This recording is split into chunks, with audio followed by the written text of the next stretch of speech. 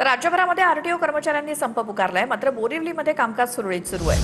RTO कर्मचाऱ्यांचा विविध मागण्यांसाठी संप सुरू असून बोरिवलीतील आरटीओमध्ये संपाचा कुठलाही परिणाम झालेला नाही। कामकाज सुरळीत सुरू आहे।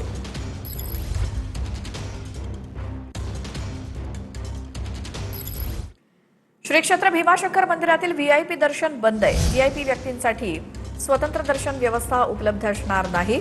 ऑनलाईन बुकिंग शिवाय दर्शनासाठी प्रवेश देखील मिळणार नाही। भीमाशंकर देवस्थान प्रशासन आणि जिल्हा प्रशासनाने घेतलेला हा निर्णय।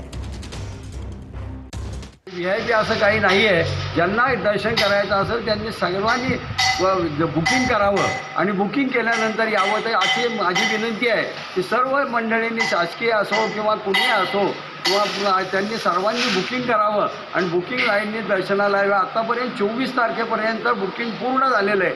तेव्हा होणारे बुकिंग जे आहे 2 दिवस अगोदर खोलले जातं, तेव्हा 2 दिवस अगोदर नंतर बुकिंग तुम्हाला मिळेल। तर बुकिंग करा आणि सर्वांनी दर्शनाला यावे अशी आमच्या संस्थांच्या तर्फे आम्ही तुम्हाला विनंती करीत आहोत। अशा पद्धतीने सर्वांना बांधणी द्यावी अशी नम्र विनंती। आता बातमी यवतमाळमधनं पुसदमधल्या कथित रक्तचंदनाच्या वृक्ष प्रकरणाला नवं वळण लागलंय। रक्तचंदनाच्या नावावर घेतलेल्या 50 लाख रुपये आधी परत करा असे आदेश न्यायालयानं शेतकऱ्याला दिलेत। वादग्रस्त वृक्षाच्या डीएनए चाचणीच्या मागणीवरती न्यायालयानं शेतकऱ्याला दिलेले हे निर्देश।